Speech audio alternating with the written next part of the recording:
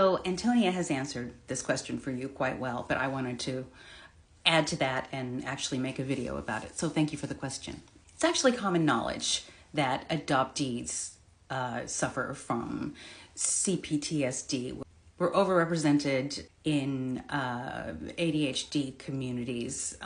We have attachment issues, lifelong attachment issues. That's something I've struggled with my entire life. It's very difficult. And I want to say this. A lot of us, when people come to us and say, oh, I know an adoptee, they're fine. That's what you would have said about me too. I presented as a child as somebody who was well-adjusted and happy, but in actuality, I was doing my job, which was to mask anything negative I was feeling.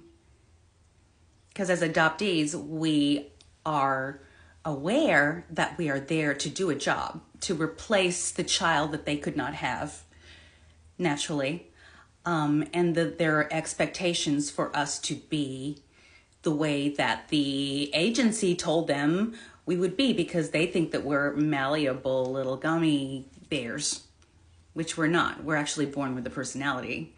For me, as a child, I was very depressed, with a smile on my face, very anxious. I didn't understand what anxious was, and I would tell my parents that I was worried all the time because that was the only way I could explain what I was feeling.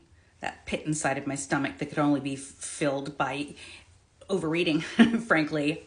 That's what's so frustrating about talking about this, is because adoptees are experts at masking and playing the part of somebody because they don't want to be sent back, they don't want to be seen as ungrateful, and they don't want to hurt the people that adopted them because they love them. We love our adoptive parents, warts and all, and they love us, overly high forehead and all. One last thing is that it's common knowledge, if you spend any time around people who are unpacking being an adoptee. Adoptees are 4 times more likely to report attempted self-unaliving. We are something like 7 or 8 times more likely to have addiction issues, substance abuse issues.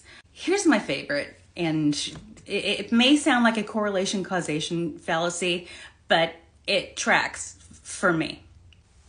Of serial killers in the United States, 16% are adoptees. Now, that may sound like not that much to you until you realize that only 2 to 3% of the population are adoptees.